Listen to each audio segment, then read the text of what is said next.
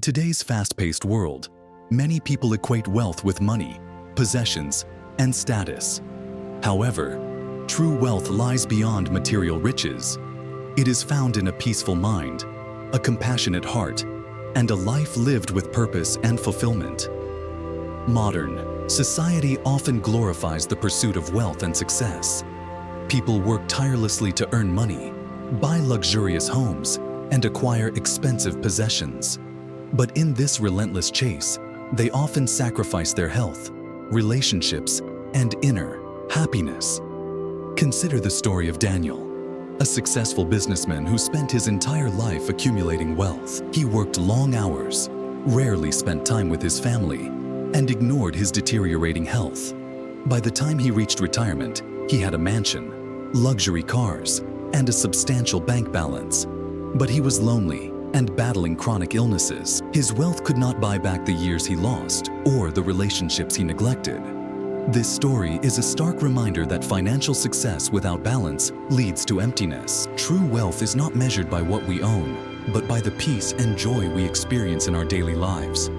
The happiest people are often those who lead simple lives. They appreciate the small joys, live in the present moment, and do not burden themselves with excessive desires. When we learn to be content with what we have, we free ourselves from unnecessary stress and anxiety. In a small village in Japan, there lives an old man named Hiroshi. He has no riches, no grand estate, yet he radiates happiness. His secret? He embraces simplicity. Every morning, he tends to his garden, enjoys tea with his wife, and spends time with friends. He has everything he needs: good health, love, and peace of mind. We can learn from Hiroshi's example. True happiness is not about having more, but appreciating what we already have. The ability to feel content is the ultimate form of wealth.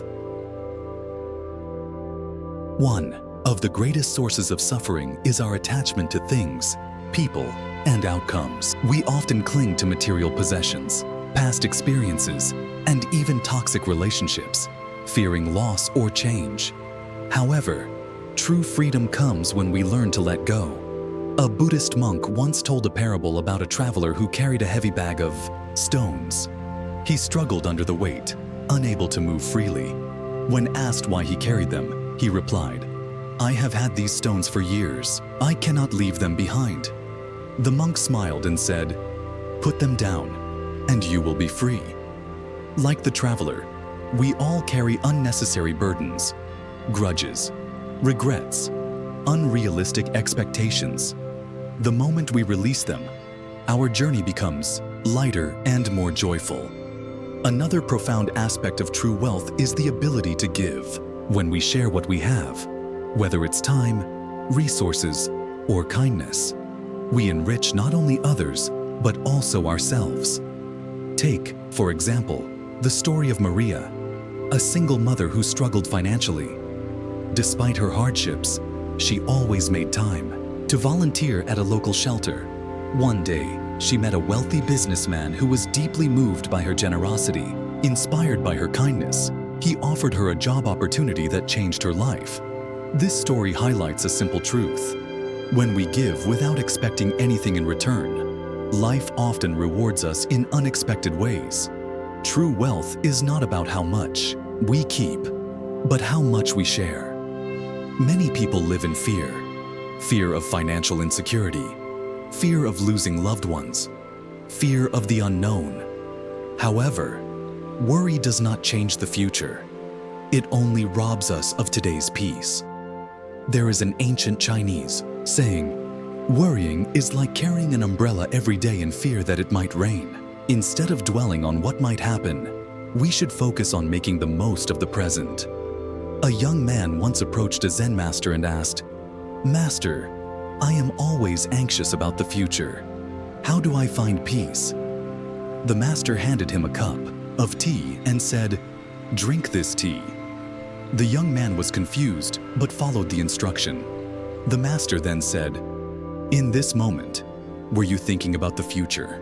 The young man realized that by focusing on the present, his worries had disappeared. This simple lesson reminds us that true peace comes when we fully immerse ourselves in the now. Life is unpredictable, filled with joys and sorrows, gains and losses. True wisdom lies in accepting life as it is, rather than resisting what we cannot change. Imagine a river that flows effortlessly around rocks and obstacles. It does not fight against them, but adapts and continues its journey. Similarly, when we embrace life's ups and downs with grace, we find peace. A woman named Sarah lost her job unexpectedly. Initially, she felt devastated, but instead of dwelling on the loss, she used the opportunity to start a small business doing what she loved. Years later, she looked back and realized losing her job was the best thing that had happened to her. Every challenge carries a hidden blessing. When we stop resisting and start accepting, we open ourselves to new possibilities. At the end of our lives, what truly matters is not how much we owned, but how well we lived. Did we love enough? Did we help others? Did we find peace within ourselves? There's a touching story about an elderly man named James, who spent his final days in a small hospice. When asked if he had any regrets, he said, "I wish I had spent more time with the people I loved, laughed more, and worried less."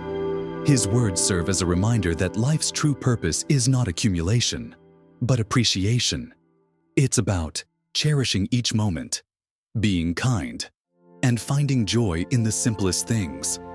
True wealth is not about possessions, but about perspective. It is found in peace, love, generosity, and contentment. As we navigate through life, let us remember to live simply and appreciate the present, to let go of unnecessary burdens, to give and share with an open heart, to embrace life's uncertainties with faith, to seek inner peace above external validation. When we cultivate these values, we unlock the most precious treasure of all, a life filled with meaning, serenity, and true fulfillment. What kind of wealth are you chasing? Choose wisely, for the richest person is not the one who has the most, but the one who needs the least.